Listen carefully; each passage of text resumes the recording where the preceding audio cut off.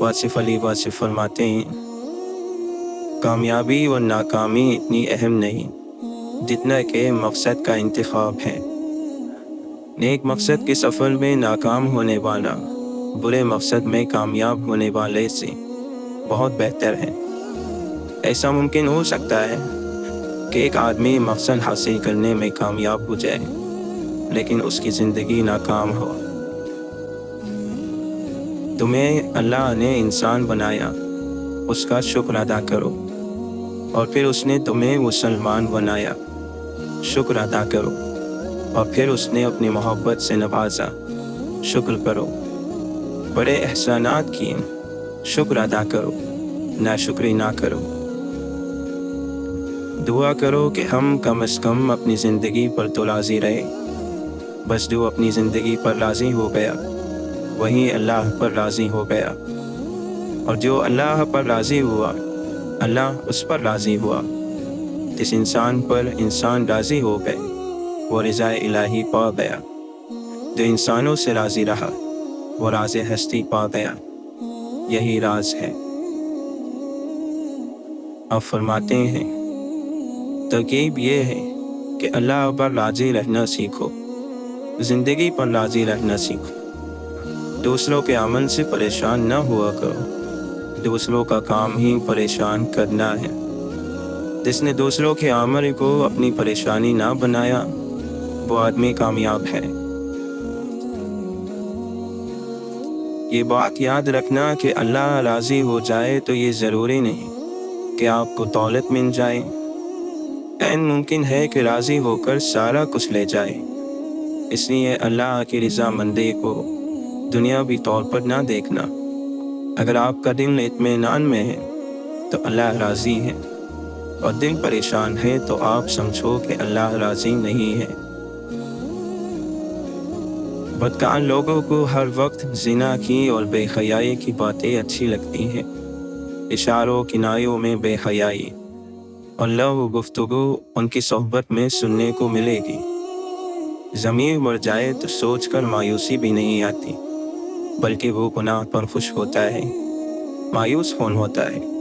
जो माफ़ी चाह रहा हो लेकिन डरता हो, और जिसका ज़मीन मर जाए उसको कौन डराए। तो अगर ऐसे लोगों के पास बैठोगे जो गुनाहों पर दिलेर हैं, वो तुम्हें भी माइल करने को दलीलें पेश करते रहेंगे। ऐसे में बेहतर होता है कि इंसान कुछ बदल ना सके तो अपनी पसंद का माहौल तलाश कर ले, या फिर तन्हाई बेहतरीन है। इबादतों के लिए रातों का जागना किसी नुस्खे से नहीं होता। तकिए के नीचे मौत को रखा करो, मौत को साथ लेकर सोया कर। मौत अपने सराहने के साथ हो तो फिर नींद नहीं आएगी, फिर जागना ही जागना हो जाएगा।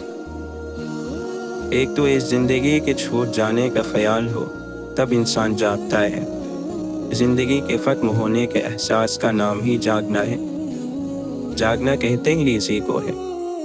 जो जाग गया उसको पता चल गया कि ज़िंदगी ख़त्म होने वाली है। इसलिए जिसको ज़िंदगी के फ़ानी होने की वारदात ना हो वो जाग नहीं सकता। दरिया को ज़िंदगी का दरिया कहा गया है जो मौत के समंदर में डूबता है। हर दरिया आखिरकार तारीक समंदर में गिर जाता है। वक्त दरिया है और लोग तिनकों की तरह इसमें बहते चले जाते हैं।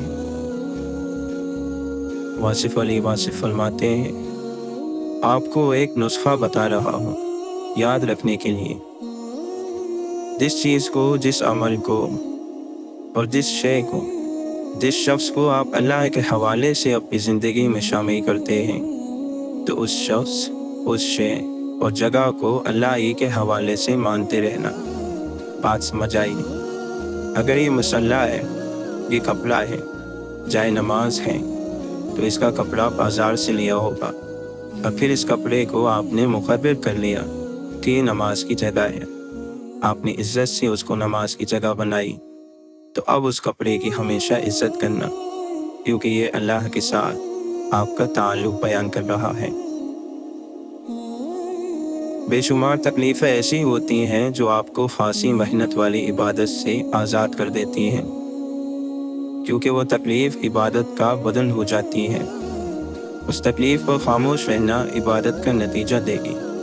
مثلاً شہید ہو جانا، شہید سے یہ نہیں پوچھا جائے گا کہ اس نے کتنی نمازیں پڑھی، بس جو اللہ کی راہ میں مر گیا اس کو شہید کہتے ہیں۔ تکلیف پر صبر کرنے والوں کے لیے اللہ تعالیٰ نے فرمایا ہے ان اللہ مع الصابرین، یعنی میں صبر کرنے والوں کے ساتھ ہوں۔ اب فرماتے ہیں اللہ تعالیٰ وہ شوق نہ دیں جو اللہ کے شوق میں رکاوٹ ڈالیں، بلکہ اللہ تعالیٰ اپنے راستے کا شوق دیں۔ اللہ تعالیٰ اپنی منزلوں کا مسافر کرے۔ اللہ تعالیٰ اپنے بندوں سے آپ کی محبت کرا دیں، اپنے بندوں سے دوستی کرا دیں، اپنے بندوں کا قرب ادا کر دیں۔ اللہ آپ کو خوش رکھے۔ دنیا سے واجبی اتنی محبت کرو جتنی مسافر کو گاڑی سے ہوتی ہے۔ مسافر جو ہے گاڑی میں اپنی سیٹ بناتا ہے، بیٹھتا ہے اور اسے پتہ ہوتا ہے کہ یہ سیٹ اس نے چھوڑ جانی ہے اور گاڑی آپ خرید نہیں سکتے۔ تو یہ ٹرین ہے، آپ آرام سے اپنی سیٹ کا خیال کرو۔ آپ سے پہلے اس سیٹ پر بے شمار مسافر بیٹھے ہیں، آپ کے بعد اس سیٹ پر بے شمار مسافر بیٹھیں گے، اور مسافر کی طرح آپ اپنا وقت گزارو۔ ہم فرماتے ہیں ایسے آدمی سے نفرت نہیں کرنی جس کو اللہ معاف کر سکتا ہے، اور یاد رکھو کہ اللہ ہر کسی کو معاف کر سکتا ہے۔ اللہ کی راہ میں مرنے والا شہید ہے تو اللہ کی یاد میں مرنے والا اس سے بڑا شہید ہے۔ فیض بتایا نہیں جاتا بلکہ فیض چلایا جاتا ہے۔ سورج کو نمایاں ہونے کے لیے تاریکی درکار ہے۔ امام حسین علی مقام علیہ السلام کا سجدہ کائنات میں ایک ایسا سجدہ ہے کہ جو نہ آج تک کسی نے کیا اور نہ ایسا سجدہ ہو سکتا ہے۔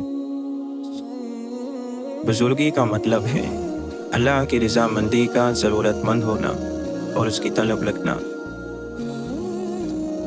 زندگی کا سادہ سا اصول بنا لو، کسی کی مدد کر سکتے ہو تو کر دو اور بدلہ اللہ پر چھوڑ دو۔ اس سے زیادہ نفع کسی سودے میں نہیں۔